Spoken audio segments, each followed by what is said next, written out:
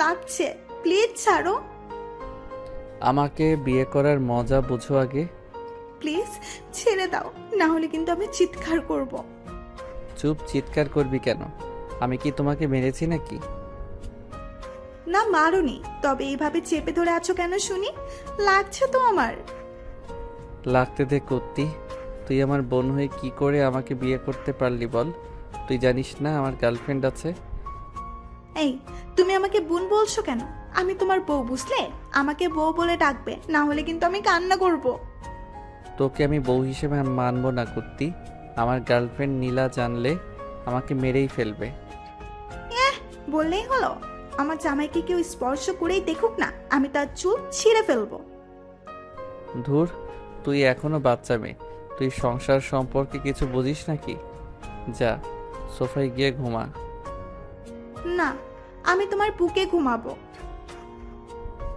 রিয়া কথাটা বলেই সাব্বিরের বুকের উপর শুয়ে পড়ে। রাগে সাব্বির রিয়াকে ধাক্কা দিতেই ধপাস করে বুকের উপর থেকে পড়ে যায়। রিয়া মেঝেতে আর চিৎকার করে ওঠে।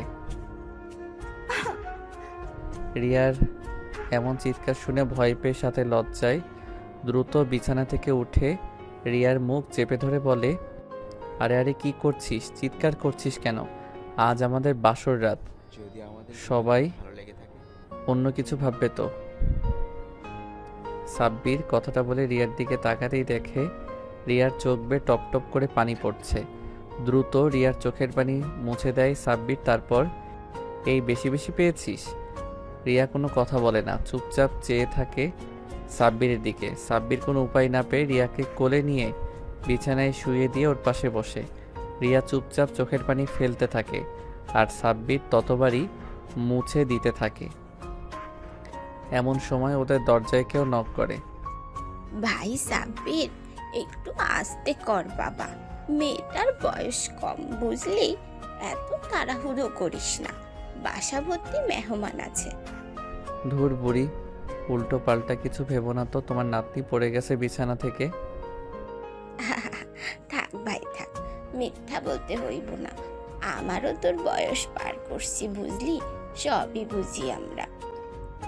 সাব্বির তাড়াতাড়ি করে বিছানা থেকে উঠে গিয়ে দরজা খুলে দিয়ে ওর দাদিকে রুমের ভেতরে টেনে নিয়ে আসে। তারপর, এই দেখো বুড়ি, আমি সত্যিই বলেছি, রিয়া পড়ে গিয়েছে।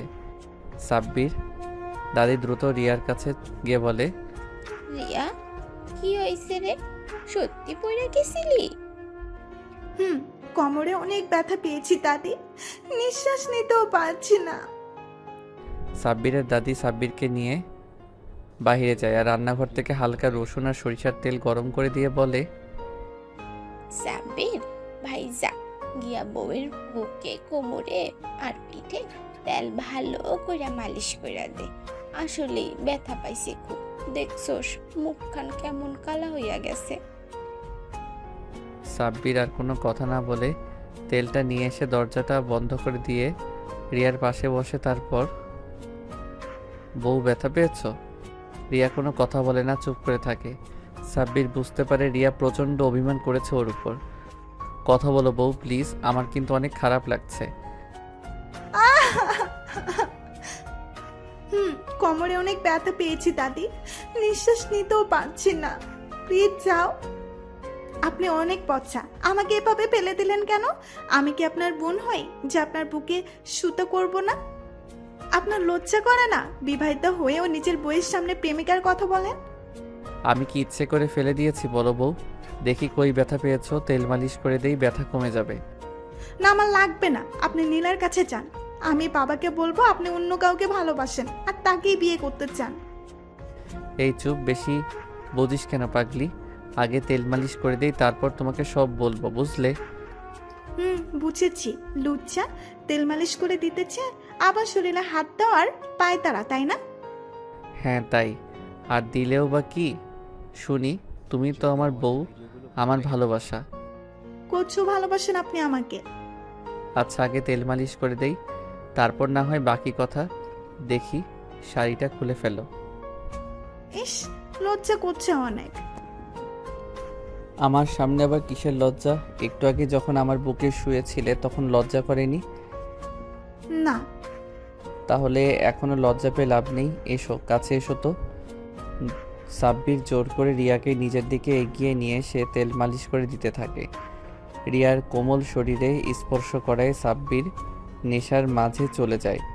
আর রিয়াও নিজেও এই প্রথম কোনো ছেলের সংস্পর্শে বিভোর হয়ে যায়। সাব্বির আর নিজেকে ধরে রাখতে পারে না, আস্তে আস্তে এগিয়ে যায় রিয়ার ঠোঁটের দিকে। এমন সময় রিয়া কেঁপে কেঁপে ওঠে। সাব্বির তাকায় ওর ঠোঁটের দিকে, থরথর করে কাঁপছে। সাব্বির বুঝে যায় রিয়া কী চায়। টুপ করে 4 ঠোঁট এক করে দিয়ে কিস করতে থাকে। রিয়াও সমানতালে রেসপন্স করতে করতে হারিয়ে যায় সুখের রাজ্যে। পরের দিন সকালে সাব্বির আর রিয়া গোসল করে রুমে আসতেই সাব্বিরের দাদি এসে সাব্বিরের কান টেনে বলে, শালা বদ ছেলে, এইভাবে আমার নাতিটার সব কিছু শেষ করে দিলি। তোকে দিলাম তেল মালিশ করতে, আর তুই তো দেখি সব মালিশ করে দিয়েছিস। ইস দাদি, তুমি কিন্তু খুব বাজে কথা বলছো। হুম, এখন তো বাজেই লাগবে। নিজেরা যে রাতে বাজে কাজ করেছো সেটা। তো তোমরা কি পাপ কাজ করেছিলে নাকি? পরপুরুষের সাথে কিছু করেছি? আমরা স্বামী স্ত্রী তো, তাই না? হয়েছে হয়েছে, এখন ওই চাঁদের দাগটা লুকিয়ে রাখ, সবাই হাসাহাসি করবে তো। রিয়া দ্রুত গলায় ওর গলায় সাব্বিরের কামড়ের দাগটা ওড়না দিয়ে লুকিয়ে ফেলে। খাওয়া দাওয়া শেষে সাব্বির একা একা বসে আছে, ভাবছে কি করে রিয়া ওর বউ হলো। সকাল সকাল সাব্বিরের বাবা সাব্বিরকে ঘুম থেকে টেনে তুলে আর বলে, রেডি হয়ে নে, পাঞ্জাবি পরে, তোর আজ বিয়ে। বিয়ে? তোর বাবা, মজা নিও না তো। আমার বিয়ের বয়স হয়েছে নাকি? এই বয়সে আমি তোর জন্ম দিয়েছি, বুঝলি? এখন চুপচাপ পাঞ্জাবি পরে নিচে আয়, কাজী সাহেব এসে গেছে।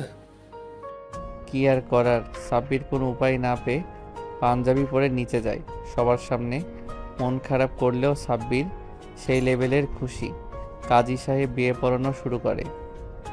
এমন সময় পাত্রীর নাম শুনেই সাব্বির চমকে যায়, কারণ কাজী সাহেব পাত্রীর জায়গায় রিয়া ও চাচাতো বোনের নাম বলেছে।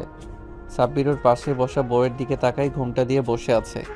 অনেক কষ্টে শরম লজ্জা ভেঙে নিচু হয়ে মেয়েটাকে দেখেই চমকে যায়। আসলেই ওর চাচাতো বোন রিয়া বউ সেজে বসে আছে। সাব্বির তাকায় ওর বাবা চাচার দিকে, দুইজনেই খুব খুশি, তাই আর কিছু বলেনি। চাচাতো বোনকেই বিয়ে করে নেয়। বর্তমান সাব্বিরের বুকের উপর হুট করে রিয়া দৌড়ে এসে শুয়ে পড়ে। তারপর, এই বল, কি ভাবছো? বউ সত্যি করে বলো তো, হঠাৎ তোমার সাথে আমার বিয়ে দিল কেন বাবা আর চাচা? রিয়া একগাল হেসে বলে, আসলে আমাকে বাবা একটা ছেলের সাথে কথা বলতে দেখেছিল। তারা ভেবেছিল আমি প্রেম করি, ভেগে যাব ছেলেটার সাথে, তাই তো তোমার সাথে আমার বিয়ে দিয়েছে। সাব্বির ভ্রু কুচকে বলে, সত্যি করে বল, কোন ছেলে? ওর সাথে তোমার সম্পর্ক কিসের? মানে আসলে ওর নাম রায়হান, আমার বন্ধু। ওর সাথে আমি পরিকল্পনা করে এইসব করেছি, কারণ আমি তোমাকে ভালোবাসতাম। আর বাবা যাতে আমার সাথেই আমার বিয়ে দেয়, তাই তো রায়হানকে নিয়ে বাবার সামনেই কথা বলেছি। ও, রিয়া এবার উল্টো ভ্রু কুচকে বলে, এইবার তুমি বলো নীলাকে। হি হি হি, রিয়া হলো আমার ছাত্রী। আর ছাত্রীর সাথে প্রেম করো? ও ক্লাস 3-র ছাত্রী, এমনি দুষ্টামি করে ওকে আমি ভালোবাসি বলি। ও আচ্ছা জান, আবার রাতের মতো একটু আদর করো না, আমার খুব আদর খেতে ইচ্ছে করছে। হিহি, কাছে এসো করছি। রিয়া সাব্বিরের কাছে আসতেই সাব্বির 4 ঠোঁট এক করে দেয়। এমন সময় দরজার পাশ থেকে বুড়ি চিৎকার করে ওঠে, আরে আরে, দরজাটা তো লাগিয়ে দে।